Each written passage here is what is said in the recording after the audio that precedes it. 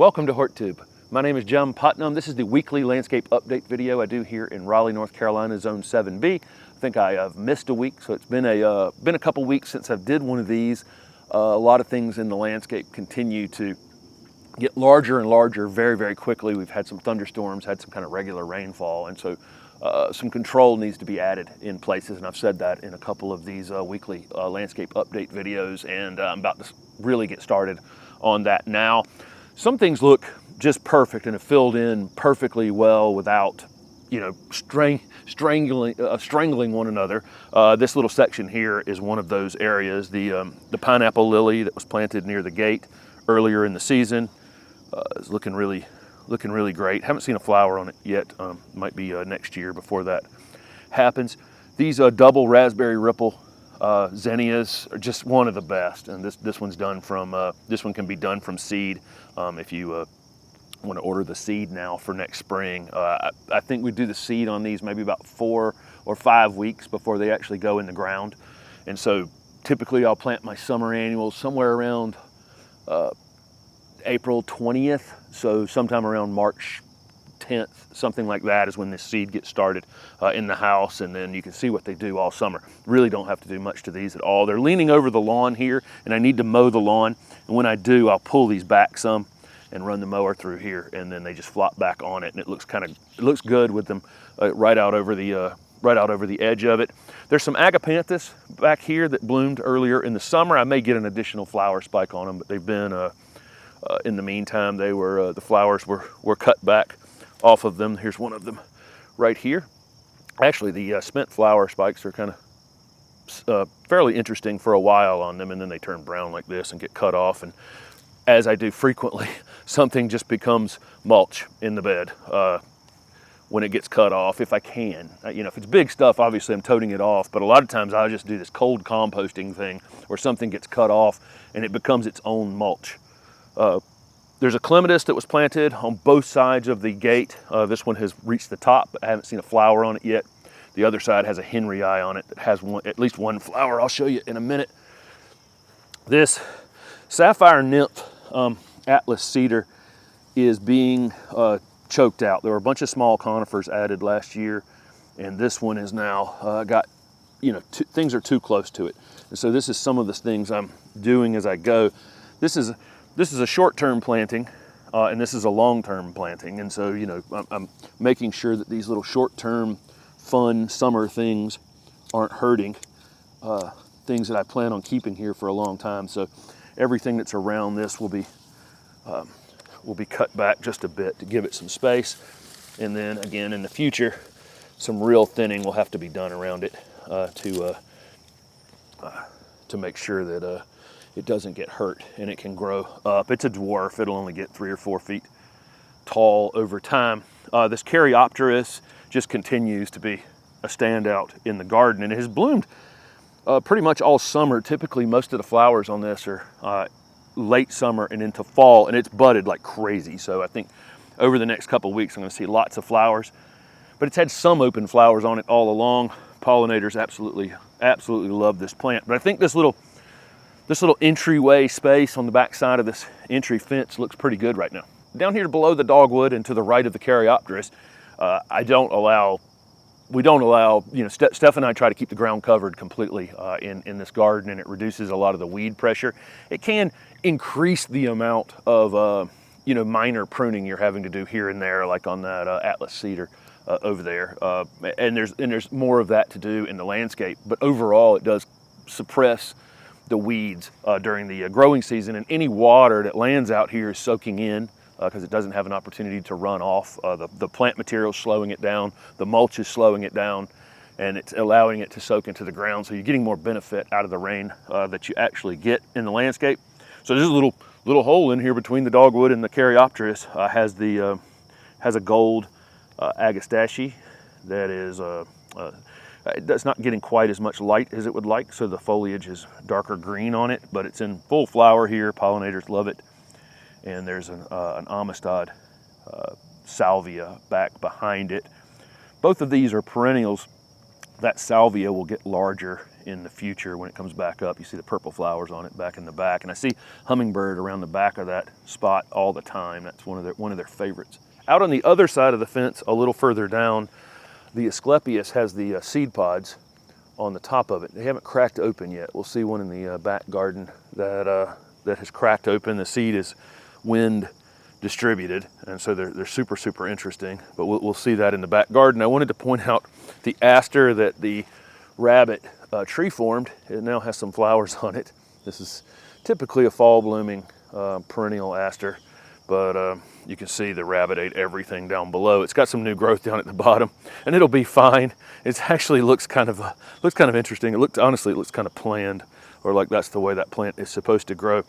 There are 4 boxwoods planted in this landscape that I won't be talking about this year, but they're pretty exciting boxwood blight resistant boxwoods that are coming out in probably another year and a half before they're widely available. Maybe a little less than that some of you may be able to locate them, but I'll be talking about that pretty soon. There's 4 different shapes that they grow in, but I've got them in the landscape, and we'll see them over the next year put on some growth, and I'll create some additional room in here for them, but there are 4 of them. Again, 4 different shapes. Another agastache out here by the road, a couple cone flowers that have come up from seed. You know, a lot of these native perennials or nativars, you know, named cultivars of our native plants, you know, will seed themselves freely. We completely let it happen on the cone flowers, unless they're right up against a shrub or something. There's no reason to prevent that thing from growing in that spot. Here's another example, this little green penguin pine that this vinca is laying on. The vinca is temporary, and so I definitely don't want you know, it to be the you know, winning this space when it's only going to be around for another few weeks. So this thing's in great shape right now, but if I allow this vinca just to lay up here against it for the next month and a half or 2 months before the vinca comes out, it has the possibility of doing some damage to the back side of it. Again, here's this material that I just cut off of it. You know, I can just pull a spot back here and lay it out flat underneath just like that. It's now mulching the bed. Here's that Henryi clematis. That's the first flower on the 2 new clematis plantings. Henryi is a good one. It will bloom on and off pretty much all summer. White flowers that can be, you know, the size of my hand, and this one's about half the size of my hand, but they'll get bigger in the future. Over on the south side of the house, this space doesn't really get very much light at all, like you would think. The southern side of the house would get. There's a large redbud above us here. There's a large oak in the back. The neighbor has a fig tree that's probably 25 feet tall next to it. So this tends to be a very dark area during the growing season. During the winter, sun's back here moving across, and it does get some bright light, but you know, for some of these perennials that die back to the ground, that's of no benefit to them. So it's really a shady area through the summertime, a very shady area. This anemone, we showed this, I can't remember if Steph or I talked about it. I think it was me. Doesn't really matter. That we showed the buds coming on it. It's a super vigorous variety. It was got this one from a neighbor. Showed the flower buds had come up earlier in the season, maybe a month ago. And that night after we filmed it, a deer came and took it right down. They were gone. The next morning, come out here and they were gone. But it's recovered nicely, lots of flower buds on it. I think he actually did us a favor, she did us a favor pruning this time, because I've gotten more flower buds as a result of the pruning that she did on it. So it kind of interesting.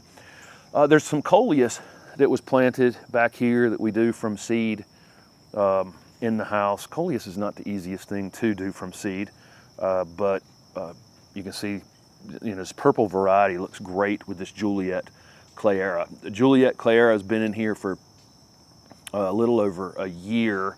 It was pretty small when it was planted, and it's actually put on a good amount of growth, but again, it's probably a little shadier here than it wants to be in, and so occasionally I'm going to have to go through here and just tip prune this, okay? And what I want to talk about here is this is not necessarily the best time of year to be doing general pruning.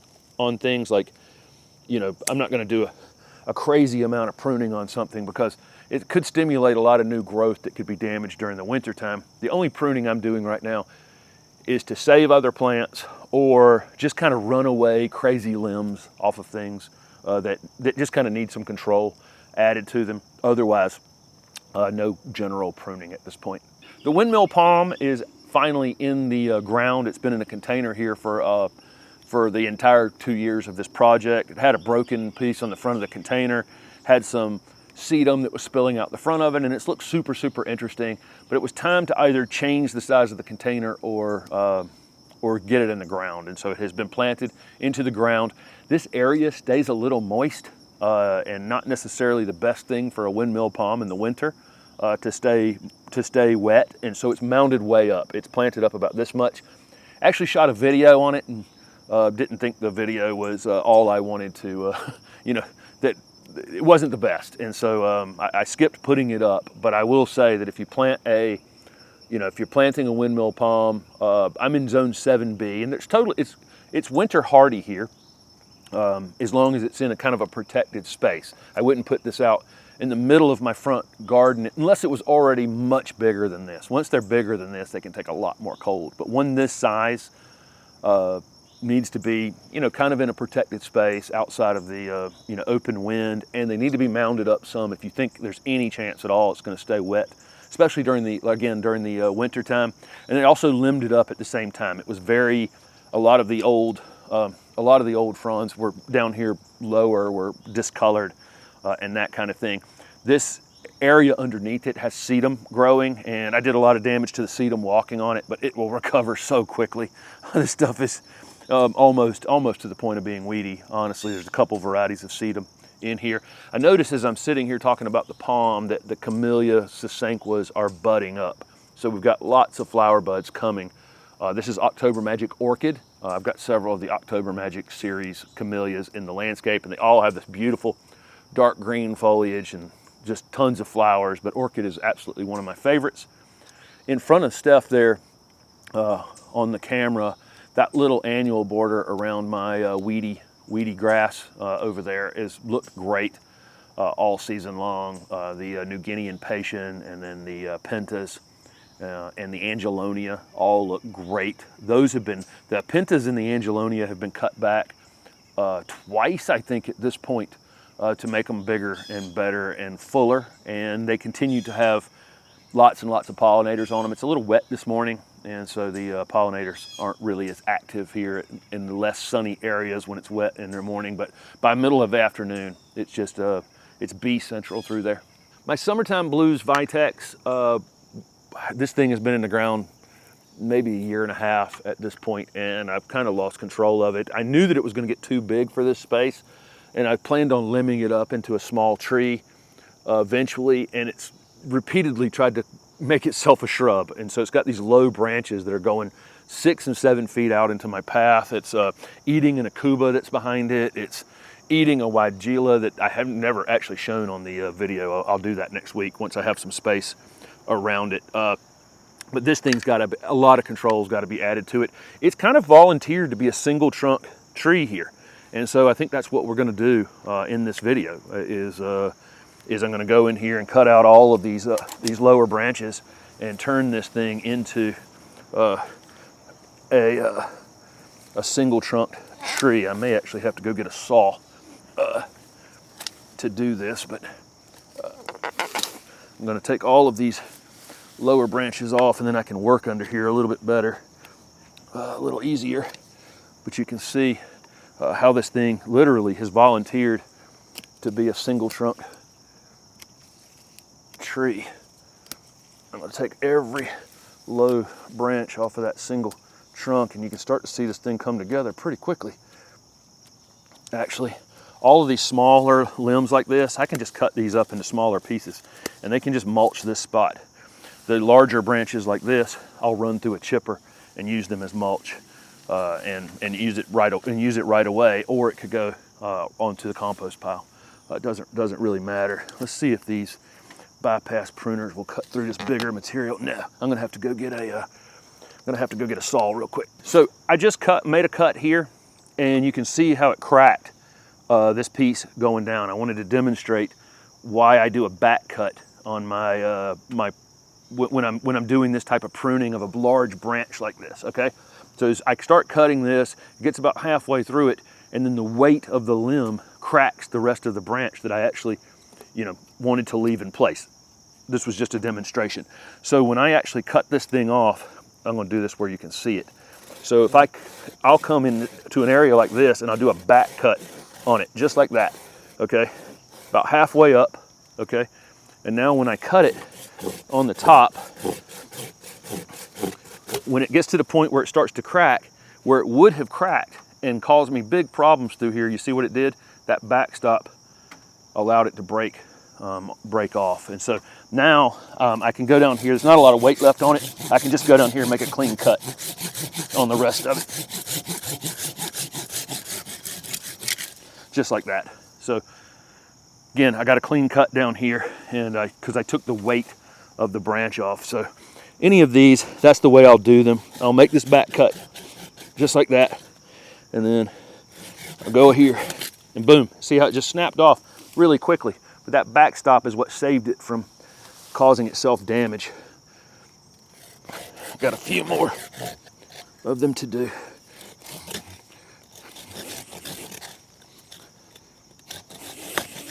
There it is. Same thing again. Had to create a little space in here to work these bigger limbs that have been cut off of it. Look at all this new land. Opportunity. Opportunity is what this is called. One thing about this particular one is it had two plants in the same container. And the plant on the right over here is the one that I've been cutting on mostly, that's flopped over here to the side. Has a very different growth habit than this other one. Here's a salvia that was underneath it. Used to have, it's about to have enough room again. But there's two plants here. This one over here I just don't care about. I actually kind of want it, I kind of want this one to die off. And so I'm gonna get this sawed off right down near the ground, and I think it will still try to sucker some, and I'll have to cut them off as we go. But really, I like to over time do away with that second one that's over there. I got a little bit to prune off of this.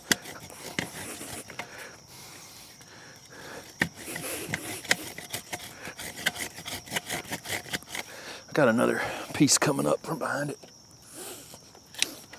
Right there. Okay, that was in my way.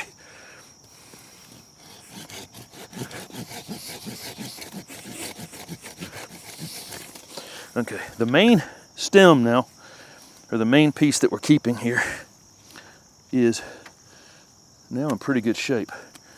It's all about that extra one over there. I'm going to continue to take these side branches off as we go until I get up here to this heavier wood. Okay.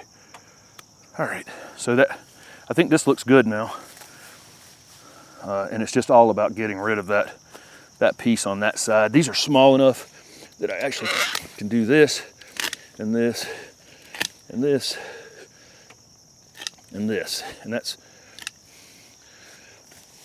mostly all gone now. Let's see if we can make a cut down here at the bottom to hopefully do away with this without harming the other tree.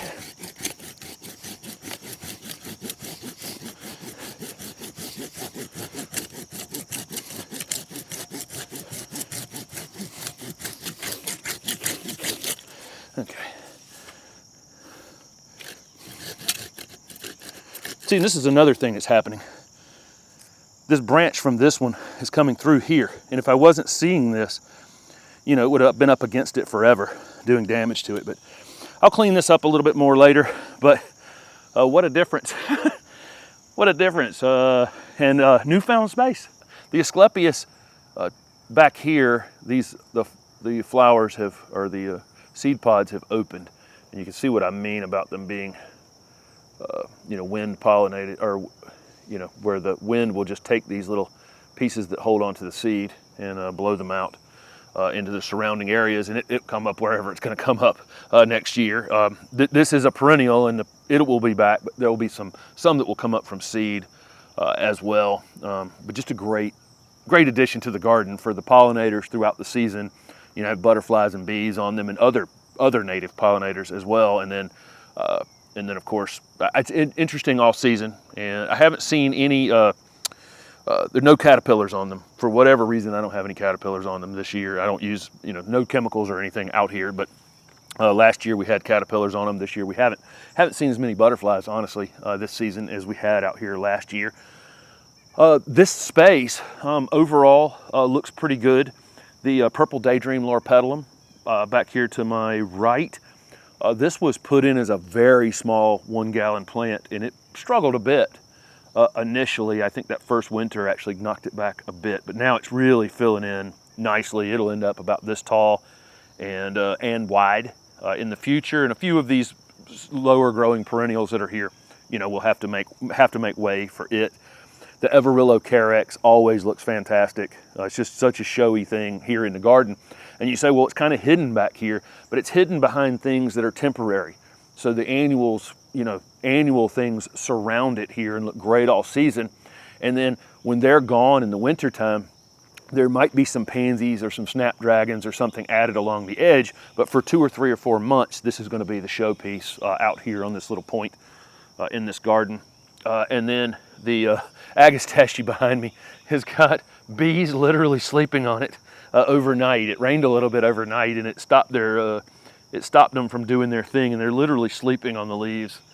Back here behind me, I've got a Miss Lemon abelia behind it that needs a little bit of control added to it. And again, I'm not going to do a lot of general pruning, but if I have a limb sticking up on something like I do on this abelia, I will go ahead and cut those back now and again. So that's the only kind of pruning I'm doing in the landscape right this second. So that's it. That's an update on some of the spaces in the garden that are looking pretty good right now. I'll be back next week with another one. And in the meantime, you're going to see seeding of the fall vegetable garden, seeds that have been purchased for next year. So all these, the seeds that have been purchased for these annual borders for next year, that you'll see that video. And then there's also going to be a video on what have been kind of the big winners on my annuals. A hummingbird just buzzed us right then, just right across. You won't be able to see it. It had happened so fast, but that was very close. It was kind of funny. You almost feel the air on that hummingbird. But the annuals that have been winners this year that we did from seed or not from seed, and perennials as well. So thank you for following along.